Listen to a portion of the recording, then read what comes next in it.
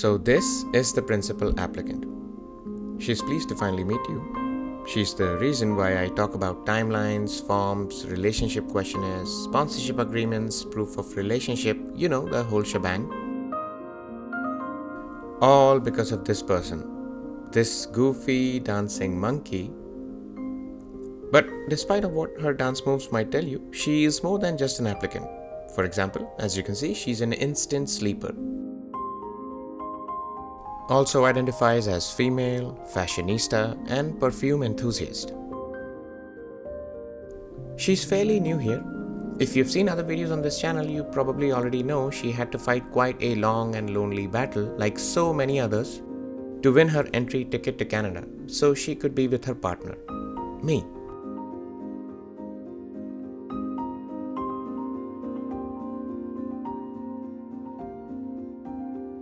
Now, once you leave your home and are sprung into this completely foreign, unknown, and seemingly unfriendly place, you have to learn to exercise a skill that you already possess but have not used in a while. We are all born with it. That skill is the core of human existence. That skill is to adapt. And this one, this shivering, stuttering, shuddering, cute little four-eyed immigrant right here, is doing her best to do exactly that. Adapt. But more on that later. Let's first take a step back and let me give you a little bit of background on our story. We got married in India in 2020 in the wintry nights of December. It was a typical Hindu wedding with all the traditional flavors that come with it. Obviously, the principal applicant was at her best behavior. And she looked gorgeous. Then there were rituals, lots of family, cute sisters who couldn't be happier for the sponsor. There were brothers waiting to have the take care of our sister talk with the sponsor. Then there were gifts, sweets, and some more rituals. Yes, traditional Indian weddings do have a relatively dominant ritualistic side. And by the way, there's no shortage of backstories behind each one. And not doing them exactly right would not only invite secretive ridicule from expert guests, but might also be misconstrued as inauspicious, which we don't want. Image is everything. Ritual preserves image. Good image makes auspicious. Hence, ritual is auspicious. Or not, I don't know what I'm talking about. I've been drinking. Let's move on. Then there were some awkward, very uncomfortable photo shoots which were forced upon the applicant and the sponsor. This smile you see on the screen is not genuine. This hand-held spinning was forced. This pose was forced. Then there was the ring ceremony and the pose was forced as well.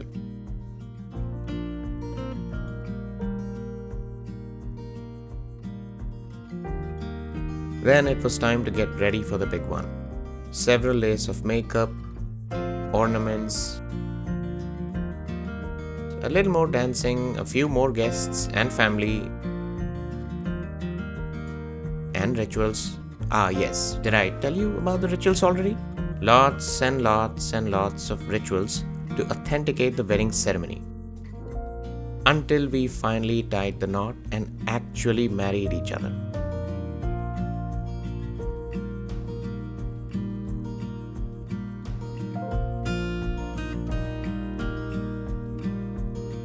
And that's how the sponsor and applicant sealed the deal. To live happily ever after.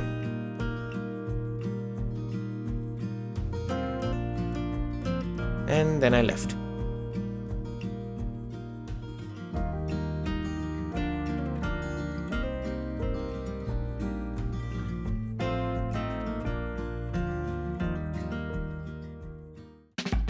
Ah, the morning routine.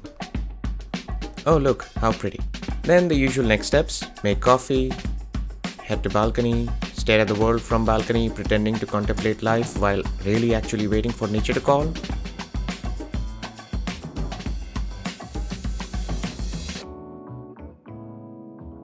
Then nature calls, makeup, shoes, zip jacket, wrap watch, check bus, and she's gone for work. Now commute in Toronto is hard. especially for new immigrants who can't afford a car.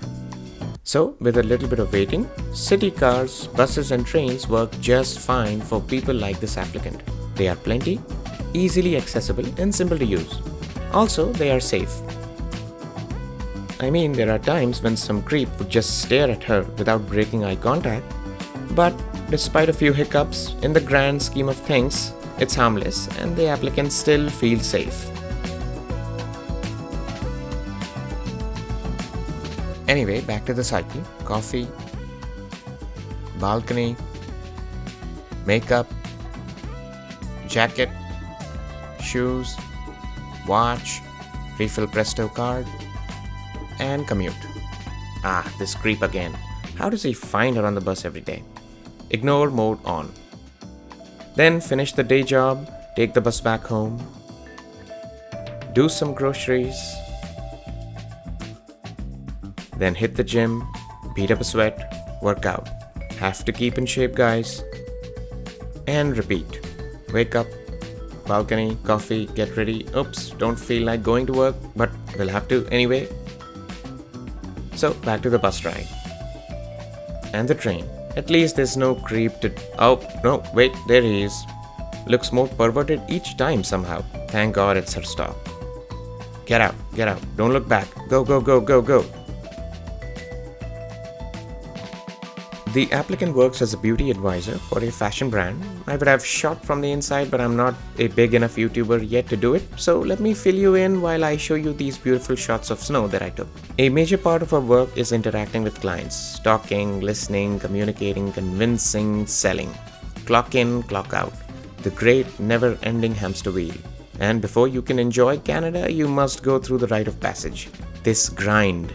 Your 9 to 5, or 5 to 9, or 12 to 9, or 9 to 9, you take your pick. But it has to be done. You've got to show up every day, even if it pays coffee money. It's the grind we must all humbly accept. Hold on, we have a creep situation again. He's been staring at her for quite some time. As you can see, the applicant has learned to ignore. But sometimes the creep can just come up to the applicant and actually say things like, "Hey, can I join you?" To which the applicant simply replies, "No thanks, I'm married." Nicely done. Crisis averted.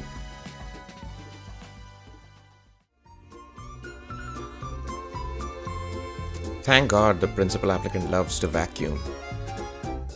And she vacuums it hard.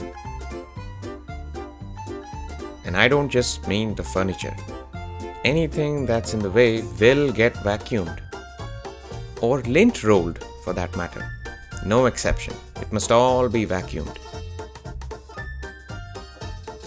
Obviously, I don't have to tell you, it's important to clean. It kills germs, lowers the risk of allergies, declutters your space, and therefore declutters your mind.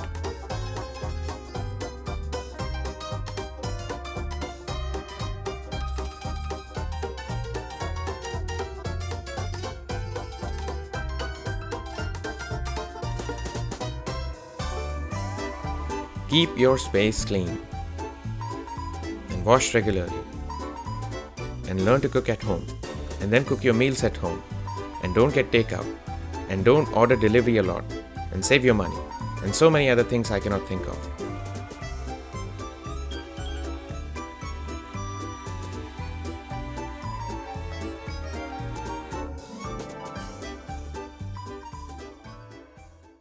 This part of the applicant's life is called crying. Crying because she misses mom. Crying because the cast of Friends is getting old. Crying because her favorite basketball team lost a match. In anime. Or crying just because she couldn't think of a reason why she wanted to cry. Anyway, the helpless feeling of missing home is not a foreign concept. I am sure most of you can relate. When you stay far away, it's a given. You will miss your folks back home. There are times when she would just want to hug her mom and curl up and sleep in her lap. But she can't. So she has to make do with this shrunk 5.7-inch version of her mom. Staying in touch with your roots is sweet, but in this case also sad, and actually really sad. Speaking of staying in touch with your roots, the applicant understands that so far away, it's important to keep her culture and traditions alive. To keep her sanity alive. So she does something nice with whatever she can manage.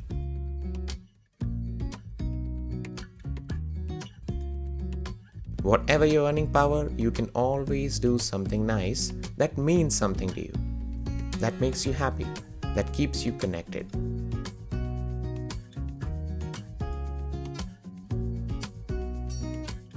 Even with Christmas and New Year and amidst all the celebrations and the joyful mood in the air, there is only so much the applicant can do to stay connected with her loved ones back home. After a while, virtual just doesn't cut it anymore. So she decides to head back home, where the same warm hugs have been waiting for her. Hugs and, in this case, licks. Where there are siblings, mindless jokes and laughter, no judgment. Where there are happy mom and happy dad. Where there are old roads and old scooters that still somehow work. And old temples waiting to be re-explored. Where there is home that waits with the same smell that we left it with. And she wishes these moments could stay like this forever. But forever will have to wait. It's time to head back. It's time to leave home. There is still time left on the clock of the applicant's struggle. There are still some early morning shifts to do, still more buses to catch, a few more trains to get onto, still more paychecks to collect, still more routine to follow before she finally gets to be free. So, the applicant has chosen to be disciplined to earn her freedom. She has chosen to work hard and work every day until she doesn't need to. And she will not have to go through this all alone. It's a gift to have found someone to share this journey with. And she has found me. Just like I found her. Just like you found yours.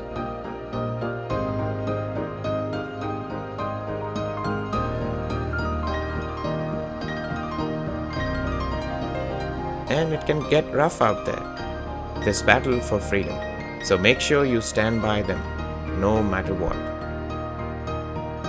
This is Suyash from Hit Summit and Canada, on behalf of my wife, who shall no longer be referred to as the principal applicant.